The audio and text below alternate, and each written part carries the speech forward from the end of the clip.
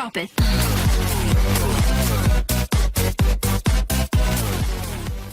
Et yep, c'est Pasta Kebab, la Pasta Box. On se retrouve avec Pasta Basilic. Comment ça va? Oui, ça va très bien et toi? Bien. Donc on se retrouve aujourd'hui pour une nouvelle vidéo concernant la mise à jour que Clash Royale va apporter le 4 juillet 2016. Donc déjà, ils vont faire que l'armée de squelettes, le nombre de squelettes passe de 20 à 21. Qu'en penses-tu? Bah Est-ce que c'est franchement, une bonne idée? ça sert à que dalle, mais c'est un petit buff quand même. C'est un petit buff, mais les gens ils vont pas faire waouh, oh putain, maintenant je vais me mettre à jouer à armée de squelette. Donc non, mais c'est un petit buff, juste je sais pas pourquoi, ils aiment bien la drogue. Non mais je te dis mon avis, ça pourrait être un gros buff pour ceux qui jouent en petite arène, pour ceux par exemple des fois qui savent pas vraiment jouer et qui attaquent avec les armées de squelettes. Hmm. Mais ceux qui attaquent comme ça, bah un squelette ça peut déjà faire beaucoup plus ça peut faire quoi 100 voire 200 de dégâts en plus après sur la tour, c'est un squelette en plus. Donc Oui, mais généralement tu flèches. Bon après oui, en petite arène oui, ça peut en être basse sympa. arène, c'est bien, mais en haute arène c'est vrai que c'est un peu useless. Bah voilà, parce que nous là, arène 7 tout ça, Ouais. c'est pas comment te Toi dire, tu le mais non. joues, mais ouais, c'est vrai. Après, le fût à gobelins, son coût a été réduit d'un. Moi, perso, j'adore le fût à gobelins. C'est une carte que j'adore. Et la durée de déploiement des gobelins est augmentée est passée de 1 seconde à 0,2 secondes. Ce qui va vraiment pouvoir faciliter des combos. À quoi tu penses? Bah que en fait bah malgré le fait que du coup ils augmentent de 0,2 secondes le temps de déploiement, en gros c'est comme avant parce que je sais pas si vous avez suivi, mais il y a eu un autre équilibrage avant, c'était à 1,2, donc il va revenir comme avant. Par contre, ces dégâts d'impact aussi sont supprimés, ça fera plus 30 Oui. dégâts Après, ça pue un quand peu il la spawn. merde, mais bon.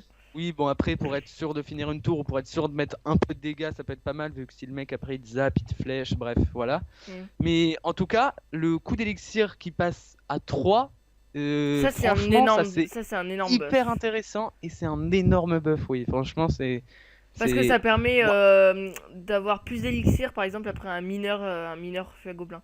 Voilà, Ce qui est très fort. bah, par exemple, mineur feu à gobelin, ça te mettait 7 d'élixir. Bon, après, mineur feu à gobelin, tu joues pas avec golem PK non plus, mais tu joues justement avec des petites troupes derrière. Mais là, ça va peut-être pouvoir mettre du coup du mini PK en plus, du tout ça. Du coup, ça va être pas mal, je pense.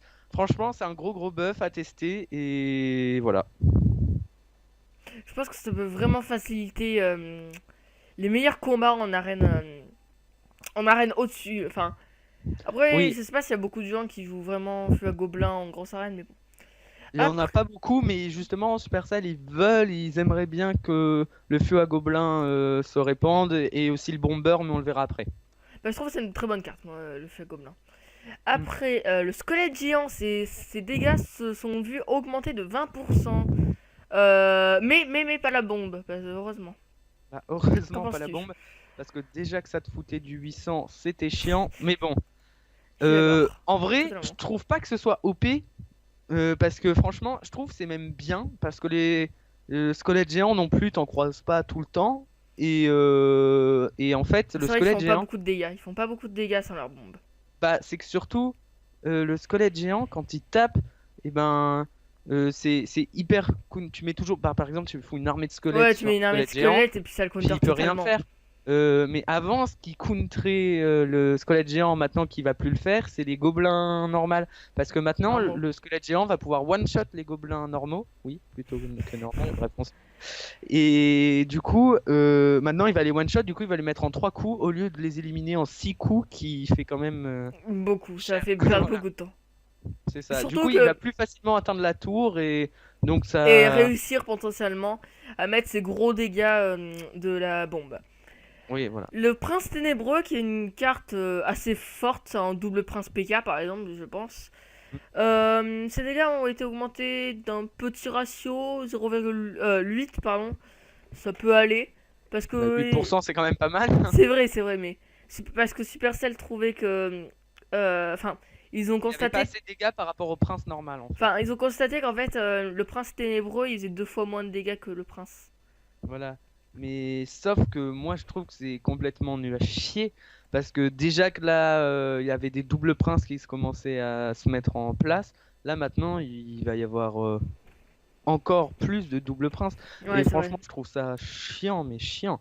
Parce que, en fait, un double prince, c'est infâme.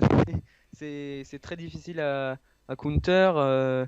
Encore, bah, je peux faire l'exemple de l'armée de squelettes, mais sauf que le prince ténébreux, il va. Bon, ses dégâts, ça fait rien, mais ses dégâts en plus, vu que de toute façon, l'armée de squelettes se fait one-shot partout quasiment. Donc, voilà, mais je trouve que c'est pas spécialement un bon choix de la part de Supercell, vu que le Prince Ténébreux, c'est déjà chiant. En plus, il est en zone et qui fait beaucoup de dégâts et quand il charge, bref, je trouve ça un peu con, mais ce n'est pas grave. Revenons aussi à l'armée de squelettes. Enfin, et de toute façon, par exemple, si t'as juste à placer une sorcière et puis que les 20 ou 21 squelettes, ça fera rien. Mais vraiment. Oui, bah voilà, c'est ce que je dis, que c'est pas très fort. Ça peut s'avérer utile, par exemple, contre un squelette géant pas accompagné, il va mettre un coup de plus. Du coup, ça va le faire perdre une seconde, mais enfin bon, il va mourir avant s'il est pas accompagné. Mais bon, c'est pas grave. Le bomber, dégâts augmentés de 9%. Personnellement, en petite arène, c'est quand même assez fort. Et c'est très fort. Moi j'aime bien mettre ça par exemple contre des barbares parce que personnellement je trouve que c'est une carte assez forte. Et on voit même cette carte des fois dans les arènes 8 ou 7. Donc Ah, je sais pas, moi des oui. fois j'en vois. Hmm. Donc oui, donc les bombeurs, on en voit quand même en petite arène, mais en haute arène, en fait, on n'en voit pas du tout. Et puis quand même, le bomber, il se fait buffer sur buffer, en gros. Il était... Bah là justement dans les games que vous pouvez voir à l'écran, il y en a un. Donc c'est pas pour rien que je dis. Voilà, mais du coup, le bomber, il se fait buffer, puis rebuffer. Là, en gros, Supercell, ils disent qu'ils veulent vraiment que ce soit joué à haut niveau. Et puis maintenant, avec un supplément de 9% de dégâts, ça va devenir vraiment très intéressant. Vu que je crois qu'avant, ils mettaient. Mais c'est une très bonne carte le bomber quand même. Et je sais plus, et je crois que justement, sur les barbares, s'ils sont au même niveau, avant, ils mettaient 4 coups à les tuer, ou 3 je sais plus. Et maintenant, il va en mettre un de moins, du coup, avec ses 9%. Du coup, en fait, c'est très fort quand même. Oui, c'est vrai.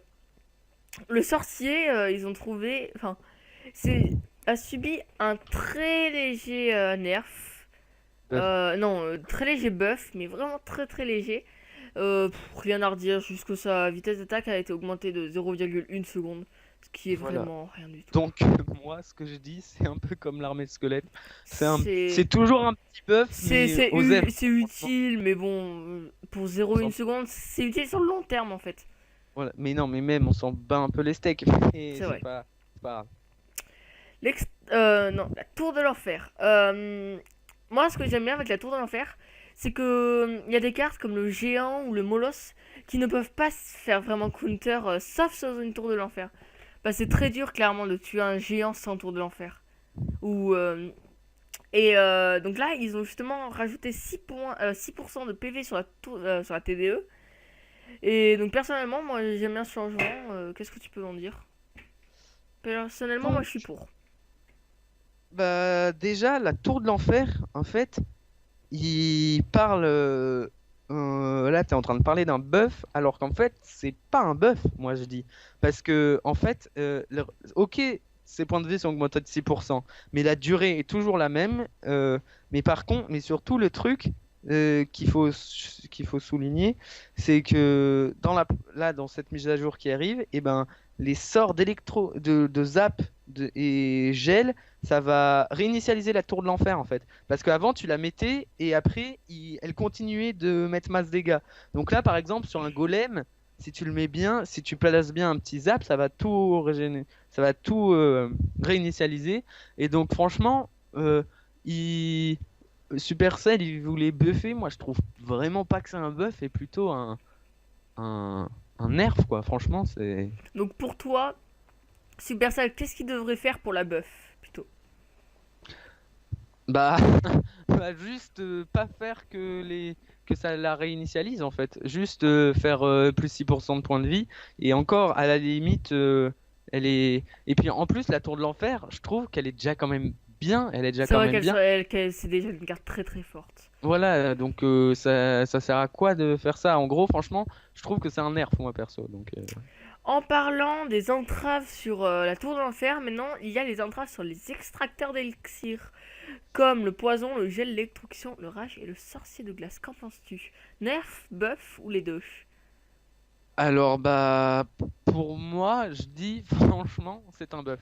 Parce que après, il n'y a jamais personne qui va se ramener, qui va foutre un zap ou un gel juste sur des extracteurs comme ça sans raison.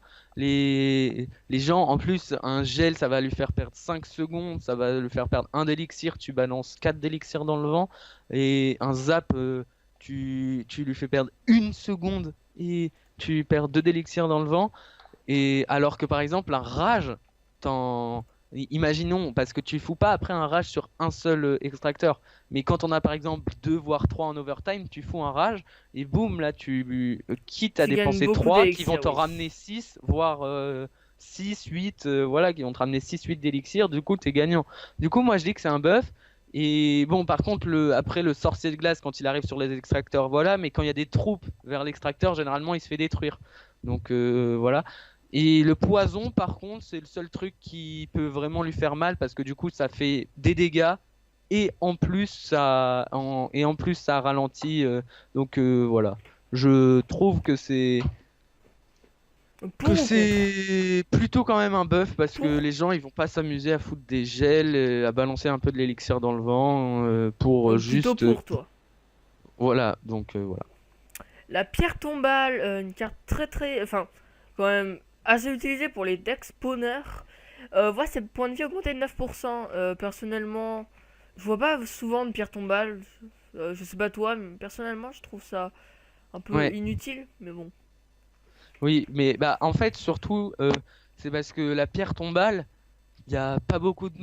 À part en basse arène, les gens, la pierre tombale, ils l'utilisent Ils l'utilisent Spawner. en spawn, mais sauf que à haute arène, ils l'utilisent plus en spawn, les gens. Ils l'utilisent plutôt en tant que défense à la Oui, mettre oui, au contre milieu. un Et du coup, cochon ou pour que un les gens géant. soient attirés dessus. Du coup, avec 9 PV, 9% de PV en plus, c'était bien.